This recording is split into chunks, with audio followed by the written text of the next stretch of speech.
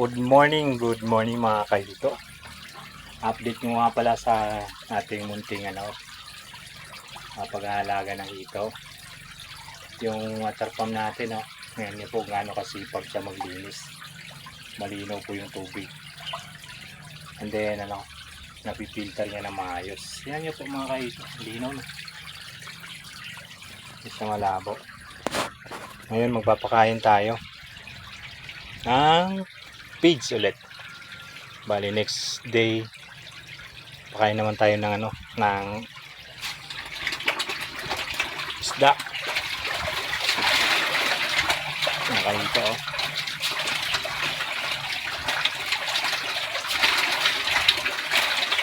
grabe ang nagawa nila.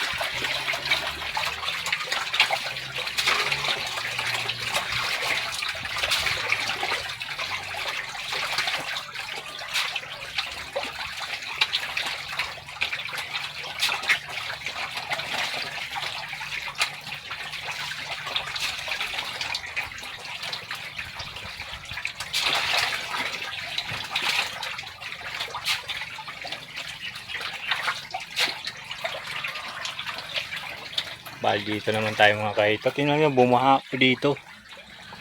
Tumaas po yung tubig gawa ng malakas na ulan. Hanggang silong ng bahay namin mga kahito, may tubig na rin. Puti na lang itong pispan ko. May flowing doon sa kabila. Kung sakali mapuno man ng tubig dito, lalabas doon sa kabila. Kaya papasok ng tubig dito, dito papasok.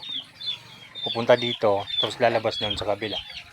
Kung hindi lang po yun, malamang umapaw na yung tubig at saka makakalabas yung mga alaga natin. Ayan po, hindi na pa sila nag-aabang.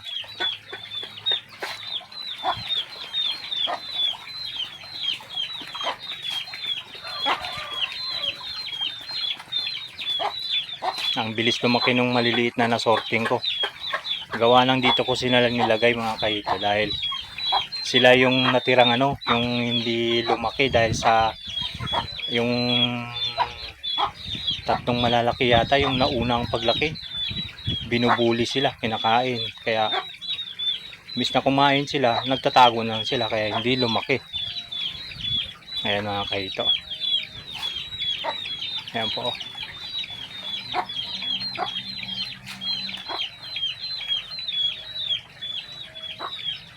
Tignan mo yung mga nanonood sa pagpapakain ko. Yung mga alaga ko. Pag ikaw nalaglag dito, kayo nalaglag dyan, finish na kayo.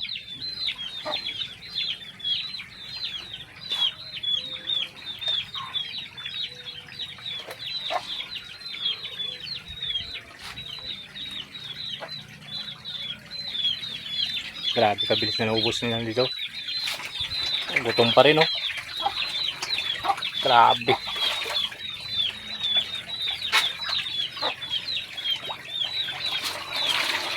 Okay.